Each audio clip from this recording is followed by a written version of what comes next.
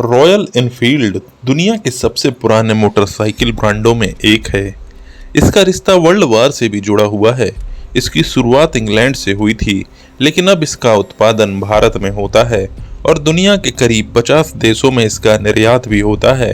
दुनिया में जिस एक मोटरसाइकिल को शान की सवारी समझा जाता है, उसे रॉयल एनफील्ड कहते हैं।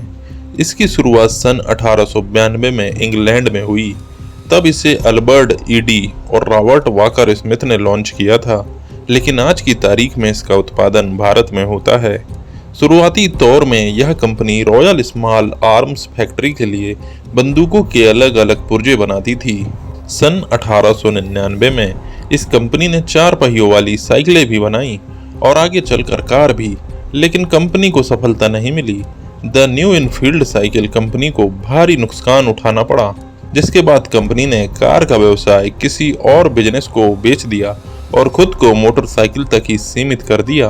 रॉयल एनफील्ड का भव्य स्वरूप इसकी लोकप्रियता का सबसे बड़ा राज है। इसे चलाने में पौरुष झलकता है।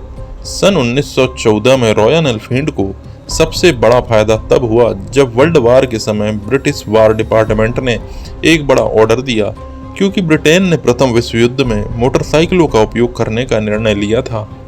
ब्रिटेन के बाद पूर्व सोवियत सरकार ने भी भारी संख्या में रॉयल एनफील्ड को ऑर्डर देने का फैसला किया। दोनों मुल्कों के ऑर्डर से रॉयल एनफील्ड मोटरसाइकिल दुनिया भर में जबरदस्त लोकप्रिय हो गई और जब सेकेंड वर्ल्ड वार का समय आया तो एक बार फिर ब्रिटेन के बड़े ऑर्डर ने रॉयल एनफील्ड को आसमान पर बैठा दिया। स्वतंत्रता प्राप्ति के 2 साल बाद यानी 1949 में रॉयल एनफील्ड की एंट्री भारतीय बाजार में हो गई। यह एक ऐतिहासिक मोड़ साबित हुआ। मोटरसाइकिल की बनावट और इसकी मजबूती किसी का भी दिल जीत लेती थी। भारत में यह उतनी ही लोकप्रिय हुई जब भारत सरकार ने अपनी सेना और पुलिस कर्मियों के लिए इसका उपयोग करने का फैसला किया। 1955 में रॉयल एनफील्ड ने रॉयल एनफील्ड इंडिया बनाया और मद्रास मोटर्स के साथ भागीदारी शुरू की। शुरुआत में कंपनी पुर्जों का इंग्लैंड से आयात करती थी, लेकिन 1962 से भारत में ही इसका निर्माण होने लगा। बाद के दिनों में भारतीय बाजार में मोटरसाइकिलों के कई ब्रांड आ गए। इनमें कुछ हल्की साइज के थे तो कुछ के दाम लिहाज से आम लोगों की आर्थिक क्षमता के अनुकूल थे। यही वजह है कि रॉयल एनफील्ड का बाजार ठंडा पड़ गया। सड़कों पर दिखना कम हो गई। गिने चुने लोग ही इसे चलाते देखे गए। ऐसे में आयसर मोटर्स के मालिक सिद्धार्थ लाल सामने आए और उन्होंने रॉयल एनफील्ड को नया जीवन दिया। दरअसल उन्हें मोटरसाइकिलों का बहुत शौक था। सिद्धार्थ लाल को पूरा भरोसा था कि वह रॉयल एनफील्ड को एक बहुत ही सफल और लाभदायक ब्रांड बना सकते हैं। लिहाजा उन्होंने आयसर मोटर्स के साथ रॉयल एनफील्ड को बचाने का बीड़ा उठाया। बोर्ड के सभी सदस्य सिद्धार्थ लाल के रॉयल एनफील्ड को बचाने के फैसले से सहमत थे।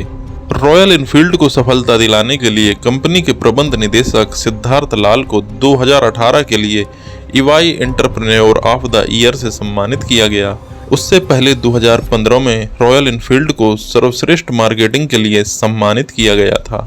रॉयल एनफील्ड के न केवल भारत बल्कि पूरी दुनिया प्रशंसक है। वर्तमान में यह मोटरसाइकिल बाइक्स 50 से अधिक देशों में बेची जाती है, जिनमें यूएसए, दक्षिण अफ्रीका, फ्रांस, रूस, जापान, ऑस्ट्रेलिया आदि शामिल हैं, क्योंकि सभी रॉयल एनफील्ड बाइक अब भारत में निर्मित होती हैं।